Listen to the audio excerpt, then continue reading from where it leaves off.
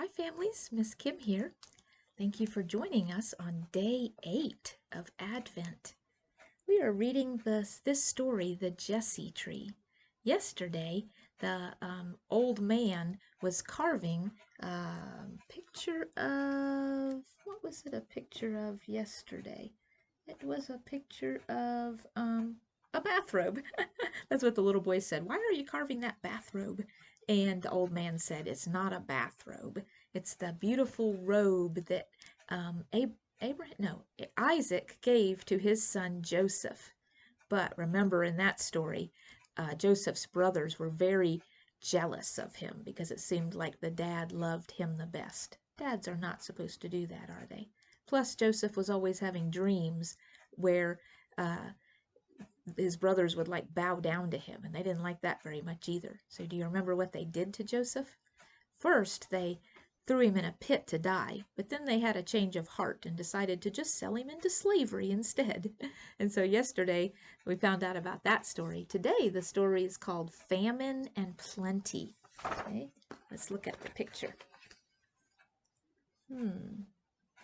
This is a man with a funny looking beard and a funny looking hairstyle.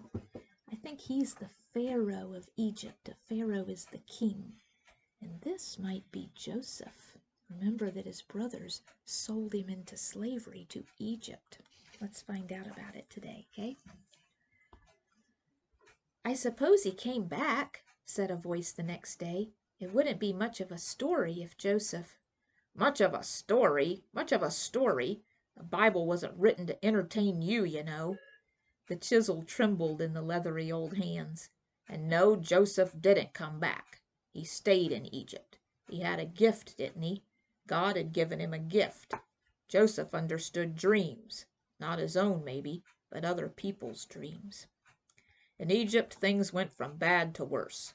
Although Joseph worked hard, he ended up in prison, convicted of a crime he had not committed. He felt hopeless and lost. But in Egypt, people valued dreams and dreaming. When his fellow prisoners had nightmares, Joseph explained what the dreams meant, and he was always right. The prisoners were astounded, but they forgot Joseph, of course, the moment the sunlight shone in their eyes again. Luckily, when the Pharaoh, the ruler of the country, was himself plagued with dreams that none of his advisers could interpret, someone remembered the Hebrew slave rotting in the city jail. "Send for him," said Pharaoh, black-eyed for want of sleep. "You dreamed of cattle clambering out of the Nile," said Joseph, as he knelt before the throne. "First 7 sleek, fat cows, then 7 bony, thin ones. The thin cows opened up their mouths and swallowed up the fat ones." Pharaoh flinched from the memory of his dream. "What does it mean? Can you tell me that, Hebrew?" "For 7 years Egypt's harvest will be marvelous, the granaries full of grain. But for 7 years after that, every harvest will fail, and your people will go hungry, unless you take steps to prevent it." So impressed was Pharaoh, so taken with this dream reader, that he made Joseph governor of Egypt. From then on, Joseph spoke on the Pharaoh's behalf, and was almost as powerful as the Pharaoh himself. The dreams had come from God, of course. So, too, did the 7 years of plenty. Joseph gave orders for all the surplus food to be stored in great granaries, and for nothing to go to waste. Sure enough, there followed 7 years of famine, but thanks to Joseph's careful planning, no one in Egypt starved. Far away in Egypt's homeland, the sheep shook on thin legs. The brothers' stomachs were empty. "Go into Egypt where the granaries are full," said their father Jacob, "and buy grain." His old face, drooping like the wax from a candle, had not smiled since the day they brought him Joseph's multicolored coat, stained with blood. So that is how Joseph came to see his brothers again.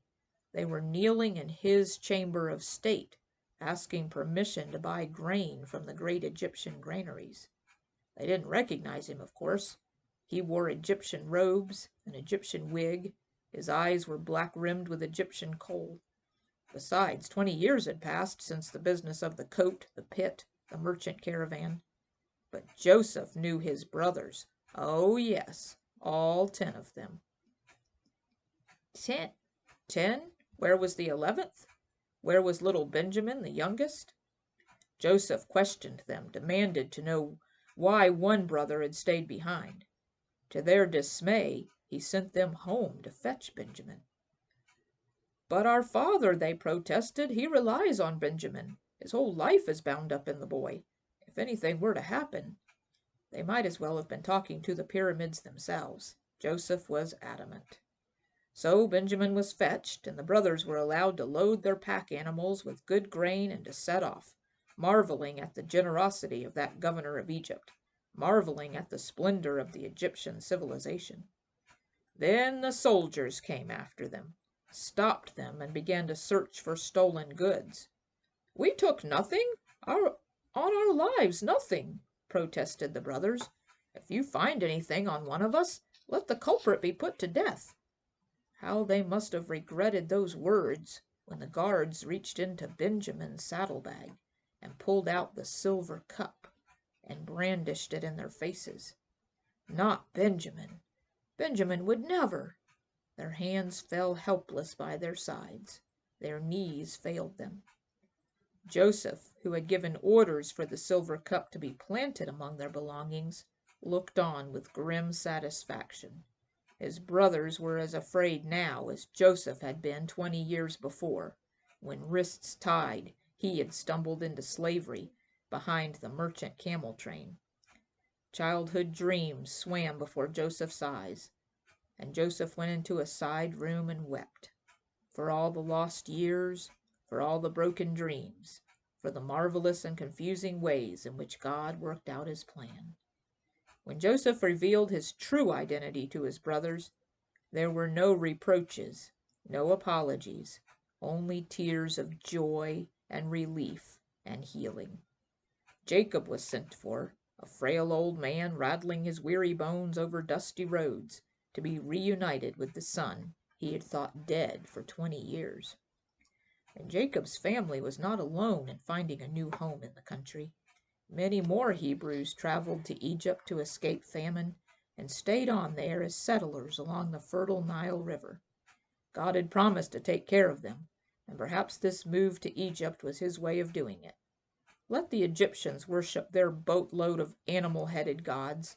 The Hebrews would stay loyal to their one God. After all, they were his chosen people, his favored sons and daughters. Surely they were the ones to whom he would give the best gifts, the ones he could not help but love the best. "You say that as if it turned out different," said the boy. "I did. It did," said the carpenter. "Within a few generations, life in Egypt went horribly wrong for the Hebrews." "So God broke his promise?" "He never promised life would be easy, only that he would stay close to his people, the children of Israel." "You can tell me tomorrow." The old man gave an irritable groan. As the church door slammed shut behind his visitor, he called after him, "No promises." But probably too late to be heard. Here's a picture of the old man looking at the door the boy has run out of. Probably thinking, "Oh, I wish that boy would stop coming here and getting me to tell all these stories." The little boy is liking these stories, isn't he? Yep, I'm liking them too. I'm glad that we're reading them together. I'll see you tomorrow. Bye-bye.